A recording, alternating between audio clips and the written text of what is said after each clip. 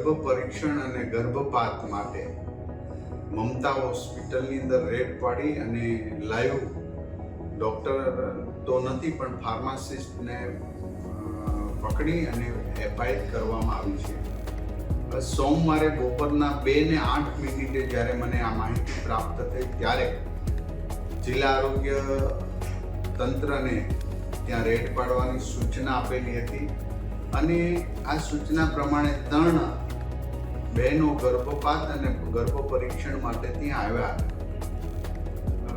આ સમયની અંદર બેટી બચાવો બેટી પઢાઓના નારા સાથે જ્યારે સમાજ આગળ આવી રહ્યો છે ત્યારે આવું હીન કૃત્ય કરનારી એ માતાઓ પણ છે કે જે પોતાની દીકરીને કુખમાંથી મારી નાખવાનો પ્રયાસ કરે છે.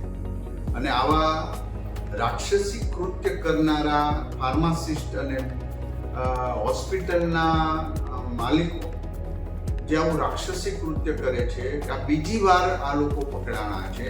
પહેલી વાર સિવાય હોસ્પિટલ નામ કરી ધારણ કરી અને નામદાર કોર્ટમાંથી સ્ટે વગેરે લઈ અને હોસ્પિટલ બંધ કરીને બીજી મમતા હોસ્પિટલના નામથી જ્યારે આ ચલાવતા હતા ત્યારે એમના ઉપર એક્શન લેવામાં આવ્યા છે, એમની પર એફઆઈઆર કરવામાં આવી છે અને જિલ્લા આરોગ્ય તંત્રએ ઘોર બેદરકારી રાખી છે. કારણ કે ઘણા સમયથી રોજના 2 થી 5 ગર્ભ પરીક્ષણ અને ગર્ભપાત કરાવી રહ્યા હતા. તો આ તો બહુ મોટી ઘટના કહેવાય અને આપણા સભ્ય સમાજ માટે ખૂબ ચિંતાજનકની વાત હતી. માટે અમારા આરોગ્ય વિભાગને પણ શોકોદની નોટિસ પાઠવવામાં આવી છે. ગુજરાતની અંદર કોઈ પણ ખૂણા પર અમને બાતમી કે આ માહિતી મળશે અને પછી ત્યાં જો ભેળસેળ થતી છે, ગર્ભ પરીક્ષણ થતું છે, ગર્ભપાત થતો હશે કે બનાવટી ખાવાની પ્રોડક્ટ થતી છે તો જે તે અધિકારીએ જ ભોગવવું પડશે. એ વિસ્તારના ફૂડ ઇન્સ્પેક્ટર હોય કે આરોગ્ય અધિકારી એમની જવાબદારીમાં આવશે. તો આજે અમે એ જિલ્લા આરોગ્ય અધિકારીને પણ શોકોદની નોટિસ આપી એમની પાસે ખુલાસો માંગવા. તમે શું કરતા હતા? તમને જે જવાબદારી આપી છે તમે શું કરતા હતા?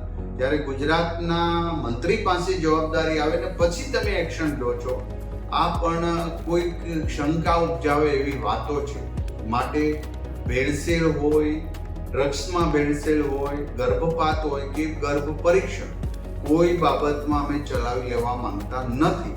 તંત્ર સજાગ છે અને જે આવું દુષ્કૃત્ય કરનારા લોકો ચેતી જાય. હજી સુધરવાનો સમય છે. સરકાર કોઈ પણને બક્ષવાની નથી. એ આ સંદેશો નહીં પણ અમે વાસ્તવિકતા કહીને અમે એક્શન લઈ રહ્યા છીએ.